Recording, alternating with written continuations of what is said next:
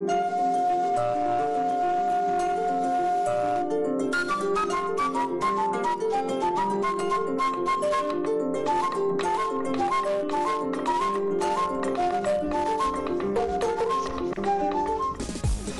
ressources marines sont surexploitées dans la sous-région ouest africaine. C'est un constat de la récente rencontre des experts en pêche à Freetown.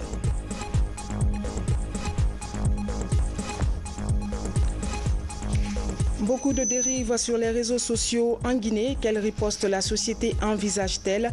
Une problématique inscrite au cours de la deuxième édition du hackathon qui vient de se tenir à Conakry. La pompe à pédales est la nouvelle innovation de FAPEL, fabrication des pompes à eau de l'abbé. Cette innovation qui vient en appui aux activités maraîchères vise à booster le secteur agricole.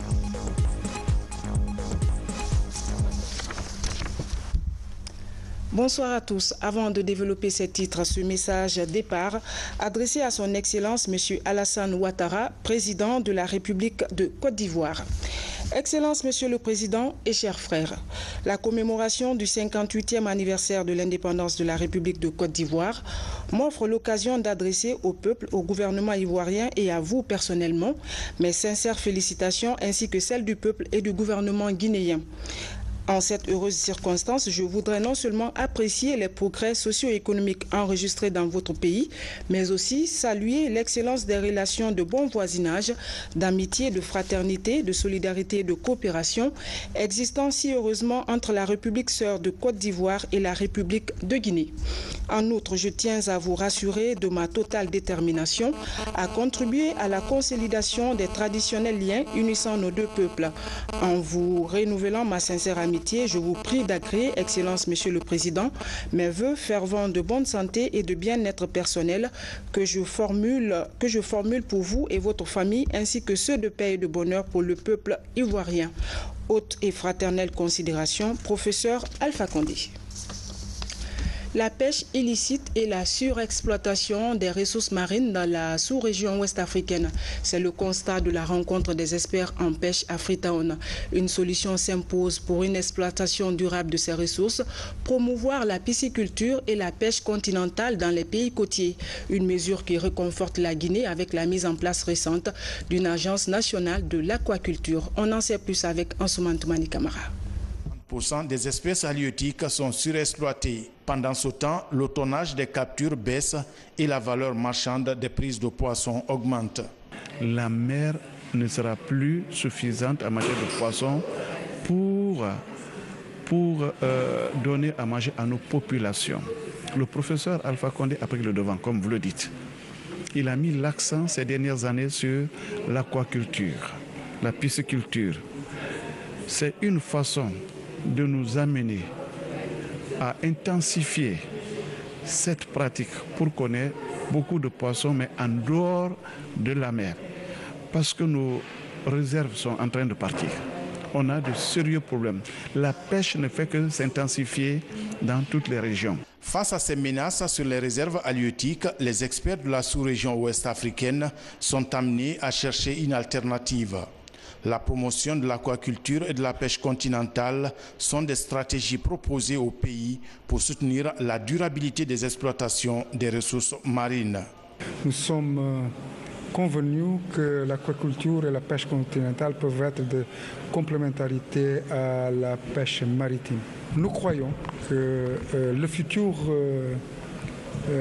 est à l'aquaculture. Et au niveau de la commission sous-régionale, on doit adopter des programmes appropriés pour le développement de ce type d'activité. La Guinée, avec cette agence, compte diversifier ses sources d'approvisionnement des populations en protéines animales et assurer une gestion responsable des ressources halieutiques. La pêche continentale et la pisciculture sont considérés comme deux secteurs de tous les espoirs face à la rareté et à la cherté du poisson sur le marché. À Mamo, les acteurs de la filière élevage sont engagés à promouvoir les potentialités du secteur. L'idée, c'est de s'en servir pour établir une liste exhaustive des contraintes et défis à relever. Mais comment y parvenir? Quel type de partenariat faut-il développer? Élément de réponse dans ce reportage de Momo de Paté-Baldé. En Guinée, l'élevage est confronté depuis quelques années à beaucoup de contraintes. Parmi elles, la divagation des animaux, le manque d'aliments pour volailles et des insuffisances dans la prise en charge des animaux. Ces facteurs ont pour conséquence la baisse de la production et du chiffre d'affaires. Pour résoudre la question, la FAO, sur le financement de l'USAID, met en place le projet d'appui au développement de l'élevage à travers l'amélioration de l'alimentation du cheptel. L'intérêt de ce projet, non seulement c'est pour, identifier la valeur des ressources alimentaires existantes à travers le pays, parce que nous avons constaté qu'il y a des périodes d'abondance, c'est-à-dire en période hivernale, et des périodes de crise. Maintenant, il faut gérer donc l'abondance pour chercher à remédier donc la crise. À Mamo, le ministère de l'élevage et des productions animales a réuni des fabricants et importateurs d'aliments pour volailles, agents vétérinaires et des exploitants d'élevage. Ces différents acteurs échangent sur la validation de l'inventaire des ressources alimentaires indispensables pour le cheptel et des technologies d'analyse des aliments existants. L'objectif essentiel de ce projet, c'est de faire en sorte d'améliorer l'alimentation de nos petits producteurs, les éleveurs, les fabricants d'aliments et toutes les parties prenantes qui intéressent le sous-secteur élevage. C'est de faire en sorte de fournir une alimentation de qualité pour notre bétail afin que vraiment de sortir de l'autosuffisance alimentaire. L'augmentation de la productivité des animaux d'élevage et du revenu des éleveurs sont entre autres défis à relever. Le résultat attendu est l'amélioration de l'alimentation animale et le renforcement de la sécurité alimentaire et nutritionnelle des ménages. Tel que le chef de l'État a prescrit dans son programme de redynamiser ce service, il est temps et il est grand temps que des dispositions soient prises pour que réellement ce secteur rayonne sur le plan national et même international. En attendant, l'ensemble des acteurs s'attelle à une étude critique du document avant sa validation, prévue à Conakry. On parle des nouvelles technologies de l'information et de la communication. Beaucoup de dérives sur les réseaux sociaux en Guinée. Quelle riposte la société envisage-t-elle? Une problématique inscrite au cœur de la 2e édition du Hackathon, un forum pour stimuler le génie créateur des jeunes programmeurs. Francis Collier. C'est la 2e édition du Hackathon, un événement qui regroupe des jeunes d'une vingtaine d'années autour de thématiques sociales en vue de déceler leurs prouesses en programmation informatique. 3 groupes ont travaillé sur la fourniture des services publics, les droits des femmes et des groupes vulnérables, ainsi que l'engagement citoyen. Moi, je travaille sur le thème du droit de la femme et des personnes vulnérables. Donc, on cherche le problème, où est le problème, et on trouve une solution au problème de façon théorique, et puis on fait cette transcription en informatique. L'idéal de ce hackathon est de former les jeunes, non seulement, mais aussi de mettre des moyens nécessaires à leur disposition pour qu'ils puissent exécuter leur programme. La première expérience du hackathon a permis de créer une plateforme appelée Transparency Fodel. Elle permet de fournir toutes les informations liées aux redevances minières. La question de transparence à laquelle l'application va répondre, c'est de savoir telle somme a été payée par telle entreprise minière, à qui est-ce que ça a été payé, dans quel délai, quels ont été les projets qui ont été sélectionnés, quelle entreprise a remporté ce marché, est-ce que cette entreprise elle est éligible, donc quelle est la réalisation qui a issue, est-ce que les délais ont été respectés, est-ce que les réalisations issues de ce fonds correspondent vraiment à l'argent qu'on y a attribué. Des applications web seront mises au point par des jeunes développeurs. L'objectif est de lutter contre les problèmes liés à la fourniture des services publics, des droits des femmes et des groupes vulnérables, ainsi que l'engagement citoyen. À travers spécifiquement ces hackathons, ce qu'on attend, c'est vraiment des applications qui vont avoir des impacts positifs sur le quotidien de la population en matière de bonne gouvernance, en matière de droits de femmes, fourniture de biens publics et engagement social. Nous allons donc après, à la fin du projet, voir les idées qui sont innovantes, qui sont pertinentes, qui sont créatives, essayer de voir comment est-ce qu'on peut supporter ces idées pour les concrétiser, pour les matérialiser sur le terrain. Le hackathon est une belle manière d'éveiller le génie des jeunes informaticiens. Il permet de développer des applications pouvant apporter des solutions à la société guinéenne. C'est une pompe qui peut être utilisée aussi bien par des jeunes que par les personnes âgées. L'usage ne requiert pas trop d'énergie. Ces mots sont du concepteur de la pompe à pédales, Agibou Bari. Cette innovation de FAPEL, fabrication des pompes à eau de la baie, devrait aider à la relance de l'agriculture dans plusieurs zones du pays, notamment là où il y a un problème d'accès à l'eau. Reportage Abdoulaye Diallo. Sur ce périmètre, Marietou Bari expérimente l'une des dernières variantes des pompes à eau Metinkini. Elle est fabriquée à la baie. Depuis plusieurs mois, Marietou se sert de cette pompe à pédales pour arroser en saison sèche son champ de maïs dans la plus grande simplicité. Cette innovation est soutenue par le gouvernement. Avant, je parcourais des kilomètres à la recherche de l'eau pour arroser mon jardin. Mais aujourd'hui, grâce à cette pompe FAPEL, je suis vraiment soulagée. Je demande à mes camarades du secteur de faire comme moi. En tout cas, je n'ai aucun regret et le rendement est là.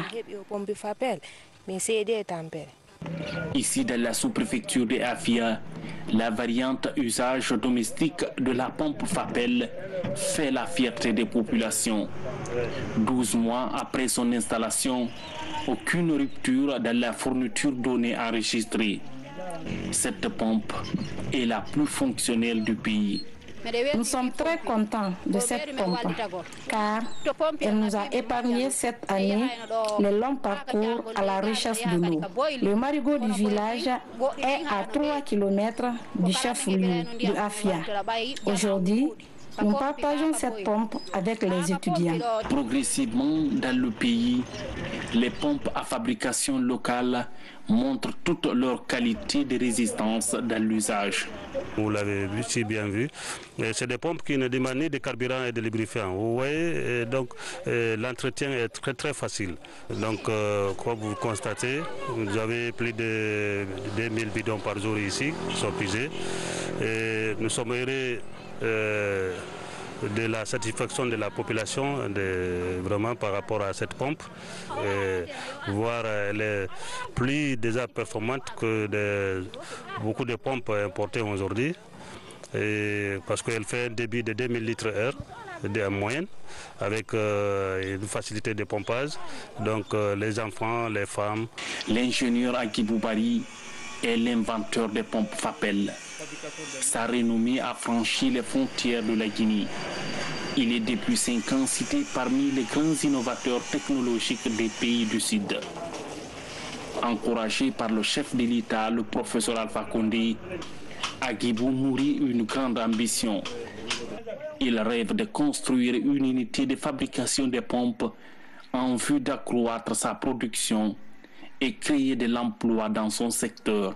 Pour développer ces pays, il faut qu'on fabrique localement nos produits. Donc, osons consommer nos propres productions pour développer ces pays. Donc, aujourd'hui, c'est des pompes qui n'ont rien à envier des pompes importées, des pompes européennes, parce que nous sommes en partenariat avec des Européens, des Africains, avec lesquels nous avons développé cette pompe. Nous pouvons dire que ces pompes sont plus performantes, avec une capacité d'aspiration de plus de 100 mètres. des codes d'installation, des refoulements de 15 mètres de hauteur, 100 mètres sous terrain plat.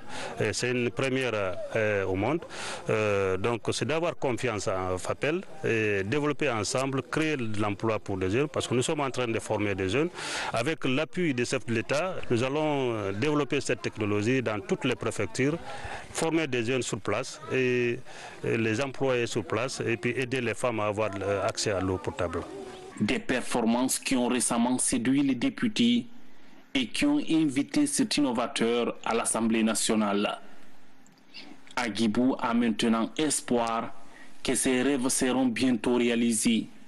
Les initiatives de promotion de la production locale du président de la République le motivent beaucoup. Aujourd'hui, nous sommes en train de développer cette technologie. Nous voulons aller aussi de l'avant, adapter le système solaire à cette pompe par exemple, parce que la pompe que vous voyez, elle est non seulement à usage domestique, elle peut être aussi à usage d'irrigation. On peut adapter le système solaire dessus et puis irriguer à vraiment beaucoup d'hectares et aussi alimenter tout un village. Au-delà de ces pompes à usage domestique et celles utilisées dans l'agriculture pour l'irrigation, FAPEL poursuit ses créations. Il s'agit de ces kits portatifs de lavage des mains publiques qui peuvent également servir d'abreuvoir pour les animaux domestiques. Dans son atelier principal de confection à la baie, jeune chaudronnier montre d'autres savoir-faire tout aussi séduisants. L'ameublement et la décoration des maisons. Des gammes d'objets en fer qui attirent une clientèle variée. Des inventions locales pour une expertise à dimension internationale reconnue et garantie par l'OAPI, Organisation africaine pour la propriété intellectuelle. La pompe à pédales, c'était le grand format de ce soir. Rien n'est plus efficace pour se protéger contre les maladies infectieuses comme la grippe et le rhume que le fait de bien se laver les mains. En plus de vous prémunir, cette mesure contribue à prévenir la transmission de certaines pathologies. Ces messages étaient la toile de fond d'une campagne de sensibilisation au port artisanal de Dixine 3. Elle a été initiée par la coalition des citoyens mobilisés pour la santé. Reportage Diamokaba. Souvent négligée par les citoyens, l'hygiène des mains garantit la santé publique. Quelques années après le passage du virus Ebola, les initiatives se multiplient pour une lutte préventive contre les infections. Au port artisanal de Dixine 3, une journée de sensibilisation est organisée pour rappeler la pratique quotidienne du lavage des mains afin de réduire des maladies infectieuses, surtout en cette saison pluvieuse. Nous avons préféré cibler les couches les plus vulnérables, dont les pêcheurs. Nous sommes donc ici au port de pêche de Dixine, port 3, pour dire, partager et sensibiliser nos compatriotes sur la nécessité qu'il y a à prendre soin de leurs mains, à garder les mains propres pour éviter des maladies, mais aussi pour éviter des gaspillages inutiles des ressources. Parce que si nous le réussissons, écoutez, nous réussissons le combat de la santé publique, c'est-à-dire la prévention. Comme moi j'ai fait le pratique, nous serons les médiateurs à dire à tous les pêcheurs de ce port-là de s'entretenir, de laver les mains comme nous. À quelques mètres du port, le marché. Ici, l'opération est un succès. Le dispositif est facile, amusant et très révélateur. Le principe est tout simple, laver les mains au savon ou les frotter avec du gel. L'exercice de lavage de mains se passe en 6 étapes principalement. Et après ces 6 étapes-là, d'abord nous expliquons les prérequis, c'est-à-dire comment est-ce qu'il faut se tenir, enlever les bijoux, les bagues si vous en avez. Après, laver correctement les mains par les 6 étapes. Et enfin, nous donnons des conseils, c'est-à-dire quand est-ce qu'il faut laver les mains. Après avoir fini les toilettes, après s'être mouché.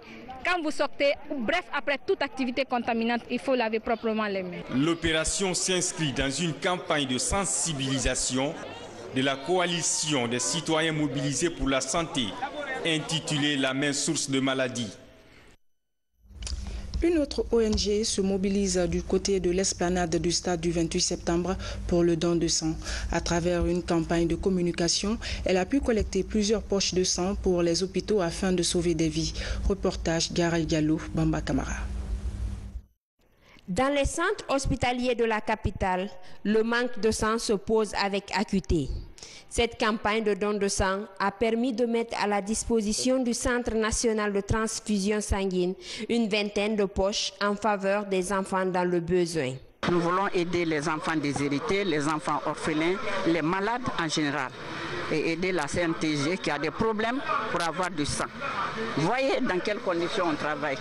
On cherche un bon car climatisé. Le jour qu'on doit faire collecte de sang, que les gens qui sont volontaires soient bien installés, soient bien vraiment traités. L'opération est réalisée en collaboration avec le comité communal de la Croix-Rouge de Dixine. Pour la matérialisation de cette action, l'ONG Aide à l'enfance a mobilisé une équipe du Comité national de transfusion sanguine. Les gens ne savent pas qu'est-ce qu'il faut pour donner du sang. Quels sont les critères qu'il faut remplir pour être donneur de sang. Le premier critère, il faut avoir l'âge de 18 ans. Avoir un poids supérieur ou égal à 50 kg. Et surtout être en bonne santé. Mais on ne peut pas savoir qu'on est en bonne santé sans passer par une visite médicale. Donc c'est pourquoi vous voyez une équipe qui est là, composée des médecins, des laborantins, qui sont là pour examiner les donneurs avant qu'ils se prêtent au don de sang. L'association Aide à l'enfance est créée en 1997. Elle mène plusieurs actions en faveur des enfants démunis. Cette campagne se poursuivra jusqu'en décembre prochain. Et puis, le nouvel ambassadeur de Guinée auprès de la République fédérale démocratique d'Éthiopie, Gawsu Touré, vient de présenter ses lettres de créance lors d'une cérémonie empreinte de solennité au Palais national d'Addis Abeba. Au cours de l'entretien cordial que le président éthiopien lui a accordé au diplomate guinéen, il a réaffirmé sa disponibilité à accueillir son homologue professeur Alpha Condé, qu'il considère comme un grand panafricaniste. La Guinée et l'Éthiopie comptent parmi les pays fondateur de l'OUA, devenue Union africaine. Gawsu Touré est également ambassadeur auprès de l'Union africaine. En interactualité, les nouvelles nous conduisent tout d'abord en Italie, où un camion-citerne a explosé en périphérie de Bologne. Selon les enquêteurs, la collision avec deux autres véhicules sont les causes du drame. En Indonésie, les recherches se poursuivent après le séisme pour retrouver des survivants. Pendant ce temps, la Corée du Sud suffoque. La vague de chaleur continue dans le pays. En info sportive, les Lions indoptables du Cameroun ont un nouveau sélectionneur. Suivez la compilation de ces éléments dans Monde en Bref.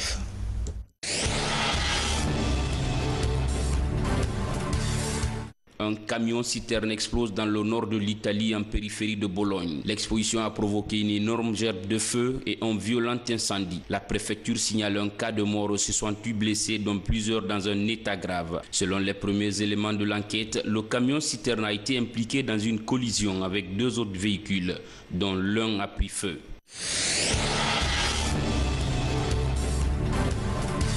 En Indonésie, après le séisme, les recherches continuent pour trouver des survivants. À l'aéroport, les touristes sont aussitôt évacués. Le tremblement de terre sur l'île de Lombok a tué au moins 98 Indonésiens.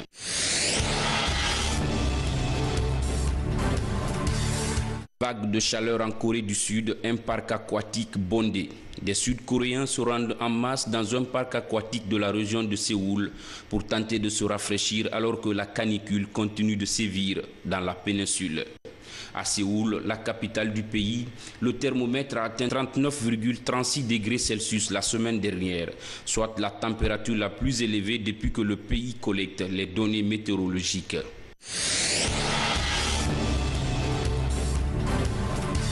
Les Lions indomptables du Cameroun ont un nouveau sélectionneur. Son nom, Clarence Seedorf. L'ex-star néerlandaise vient mettre fin à la longue polémique autour de la succession d'Hugo Broos, qui a conduit le Cameroun à l'obtention de son dernier titre continental à la CAN 2017 au Gabon. Personnalité reconnue du football international, Clarence Seedorf, 42 ans, a eu une intense carrière au sommet du football européen et entraîné le Milan AC puis le Deportivo La Corogne. Sur le banc camerounais, le Néerlandais sera assisté de son compatriote Patrick Kluivert. En 2019, le pays de Roger Milla abritera la Coupe d'Afrique des Nations de football.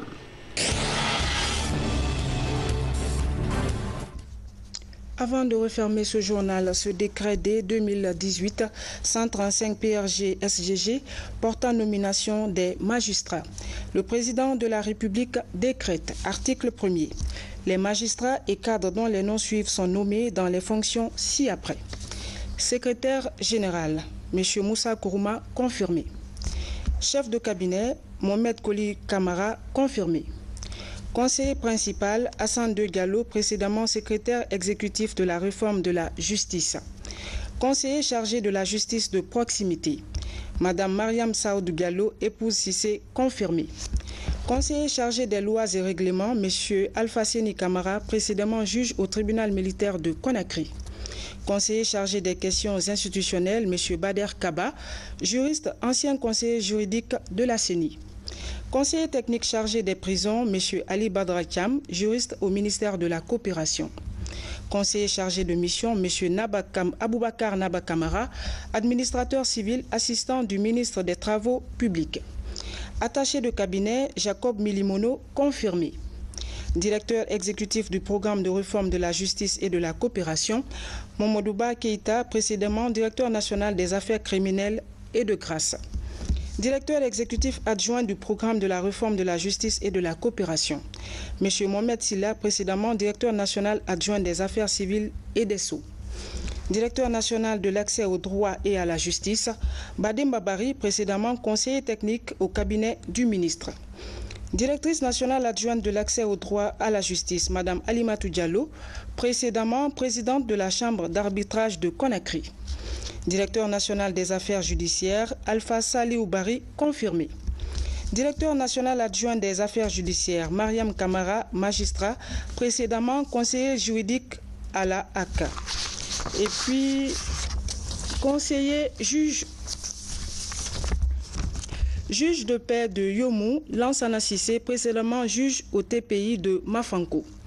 Juge d'instruction, Aboubakar Souma, précédemment juge d'instruction au TPI de Kankan. Tribunal militaire permanent de Conakry. Président, Lala Keta, précédemment juge au même tribunal. Juge d'instruction, Mme Diaka Silla, précédemment juge d'instruction à Dixina. Tribunal de commerce de Conakry. Président, Pierre Lama, président de la Commission nationale OADA et précédemment juge au TP de Kalouma. Juge Francis Kova Zoumanigui, précédemment juge au TP de Dixina. La suite des décrets, vous pouvez suivre la suite des décrets à la radio nationale. Article 2, le présent décret qui abroge toutes dispositions antérieures prend effet à compter de sa date de signature et sera enregistré et publié au journal officiel de la République. Conakry le 6 août 2018, professeur Alpha Condé. Mesdames et messieurs, c'est la fin de ce journal. Merci de votre aimable attention. Excellente soirée en compagnie de nos programmes. Bonsoir et à demain.